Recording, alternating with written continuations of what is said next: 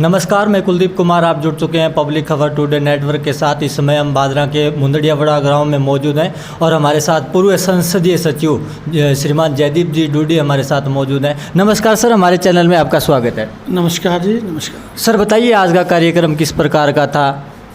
देखिए, हमने कई दिनों से मिशन 2023 के तहत जन जागरण अभियान शुरू कर रखा है और पंचायत हेडक्वार्टर पर जाकर के हम लोग उस क्षेत्र के लोगों को बुला करके जो भी परिस्थितियां भादरा में बनी हुई हैं उस संबंध में लोगों से विचार विमर्श करते हैं और लोगों को सही वस्तु स्थिति सामने आए। ये जो भादरा का वातावरण बिगड़ा हुआ है, इस संबंध में लोगों के क्या विचार हैं ये जानने के लिए, कुछ समस्या हैं उसको समाधान करने के लिए इस तरह का विचार विमर्श करके हम लोग आगामी विधानसभा की तैयारी कर रहे हैं। आपकी आज चौथी मीटिंग थी, 5वीं मीटिंग का आपने अमरपुरा में ऐलान किया है। क्या 2023 के चुनाव के आज से ही पत्ते फेंकने शुरू कर दिए? निश्चित रूप से इसमें कहने की क्या आवश्यकता है। मैं राजनीतिक व्यक्ति हूँ और हर एक भी कोई राजनीतिक व्यक्ति होगा वो निश्चित रूप से अपने उद्देश्य को तो ध्यान में रखेगा। नहीं, आगामी चुनाव 2023 में लेकर के चलेंगे तो आपके मुद्दे, आपके व्यू क्या रहेंगे कि भादरा में किस चीज़ की कमी है? आप देख पा रहे हैं, आपने मीटिंगें भी कर रहे हैं बार बार, तो उस कमियों को उजागर करके आप 2023 चुनाव मैदान में आएंगे। फिलहाल आपकी जो कांग्रेस पार्टी से आते हैं, कांग्रेस पार्टी का राजस्थान में अभी शासन है, तो क्या जनता की मांग है वो वहाँ तक पहुँचाते हैं, मुख्यमंत्री तक आप? देखिए, वर्तमान सरकार में कुछ परिस्थितियां ऐसी बन गई थी जिनकी वजह से हमें दूसरी पार्टियों का सहयोग लेना पड़ा और जब उन्होंने हमें सहयोग दिया तो निश्चित रूप से उनकी बात को तवज्जो देना माननीय मुख्यमंत्री महोदय का कर्तव्य बनता है। ये उनकी संवेदनशीलता भी है कि वो इसको निभाते हैं। नहीं सर, ये बताइए, जो अभी पिछले दिनों 11 जुलाई को गोवंश प्रकरण हुआ चिड़िया गांधी के अंदर, तो अभी तक आपके कोई मतलब व्यू नहीं है, कोई विचार नहीं आया? कांग्रेस पार्टी अस्तित्व में है, 2 समाज का कुठाराघात हुआ है, गाय गोवंशी के लिए गाय का जो मांस था वो सामने आया, जांच हुई है, तो आप इस जांच से कितने संतुष्ट हैं? आगामी प्रशासन जो है वो क्या रणनीति रहेगी आपका, उनके लिए क्या संदेश है? बिल्कुल आप सही कह रहे हो। ये जो घटना हुई है चिड़िया गांधी में बहुत ही निंदनीय और बहुत ही घृणित घटना है और मैंने उसी दिन, जिस दिन ये घटना हुई, उस दिन पहले दिन ईद का था, दूसरे दिन ये हुआ और जब जैसे वो बात आई उस समय मैं इत्फाकन जयपुर में पहुंच चुका था। मुझे वहाँ सूचना मिली, मैंने तुरंत साथियों को फ़ोन किया, अधिकारियों से बात की, फिर मुझे मेरे सामने जब वो वीडियो आया लेडी का जिसमें लगा कि इसमें सच्चाई है, तो मैंने हायर अथॉरिटीज़ से, अधिकारियों से मैंने बात की कि भाई मामला क्या है। उन्होंने स्पष्ट कहा जी अभी तक क्लियर नहीं है, कोई कहता है पाडा है, कोई कहता है कुछ है, तो ये स्थिति अभी क्लियर नहीं है। तो मैंने कहा क्लियर कैसे होगी है, आप लोगों को आप क्लियर कीजिए। तो उन्होंने कहा कि हमने मेडिकल इसको जांच के लिए हम इसको भिजवा रहे हैं और लोगों को हमने अपील की है कि सच्चाई सामने आएगी, दूध का दूध और पानी का पानी सामने आएगा। और जैसे ही ये रिपोर्ट आई भी गोवध हुआ है जी, उसमें हम लोगों ने स्पष्ट कहा कि भी तुरंत गिरफ्तार होना चाहिए।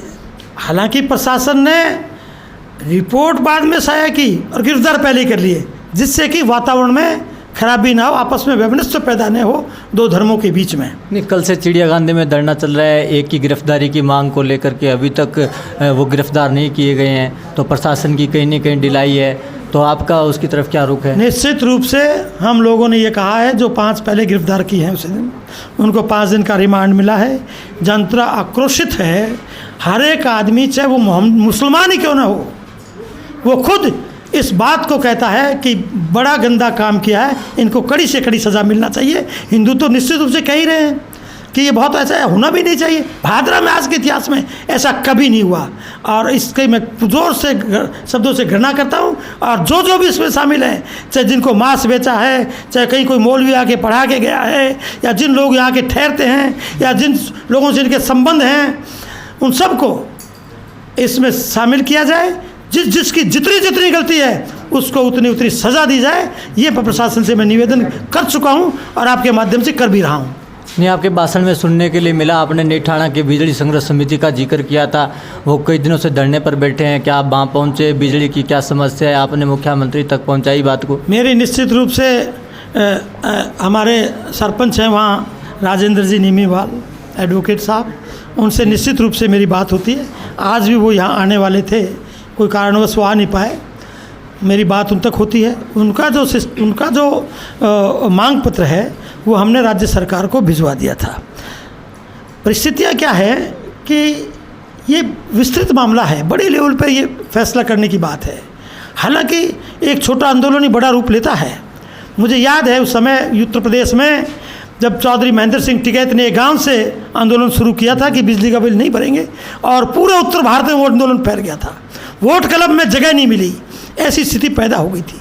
लेकिन इस वर्तमान में कुछ लोग इस आंदोलन को तोड़ने की कोशिश कर रहे हैं। उनको आंदोलनकारियों का समर्थन करना चाहिए, और जो ज़्यादा बड़े हुए बिल हैं, जहाँ कहीं भी सरकार की कमियां हैं, वो सरकार के सामने लानी चाहिए। हम लोग ला भी रहे हैं। पिछले इसी मुंदड़िया गांव में पिछले दिनों 100 करोड़ का बजट आया, नहर के लिए घोषणा हुई है। क्या उसको लेकर मुख्यमंत्री से वार्ता होगी? कब तक दौरा रहेगा उनका? निश्चित रूप से अभी पिछले ही दिनों में मुख्यमंत्री से मिला हूँ।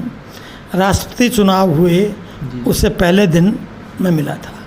मैंने कहा था कि ये जो बजट की आपने घोषणाएं की है, अगला बजट जब तक आए, ये तमाम घोषणाएं जो आपने की हुई हैं बेसिकली हमारे 14 गाँवों की, इनको तो आप क्रियान्वयन करने की कृपा करें। इनको तो आप अधिकारियों को बुला के भी जो मैंने घोषणा की हैं वो 100% पूरी होनी चाहिए अगले बजट तक। तो इसीलिए मुख्यमंत्री जी, आप देख रहे होंगे आजकल मुख्यमंत्री जी बजट घोषणाओं पर रोज़ाना मीटिंग ले रहे हैं उस दिन के बाद से।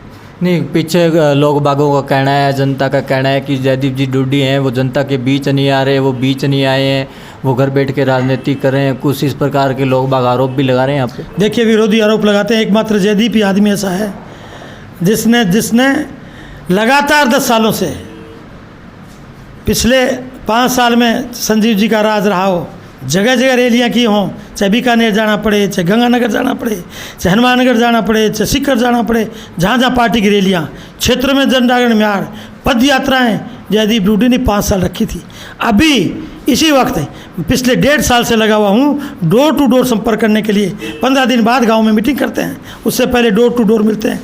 अब ये एक आप कह सकते हो कि जब हम डोर टू डोर मिलते हैं या कहीं जाते हैं, उसके फेसबुक जो है ना, वो हमारा ये इसमें हमारा थोड़ा सा वो माइनस पॉइंट है, क्योंकि मैं तो एक छोटा सा फ़ोन रखता हूँ, मुझे फेसबुक पर चलानी आती नहीं।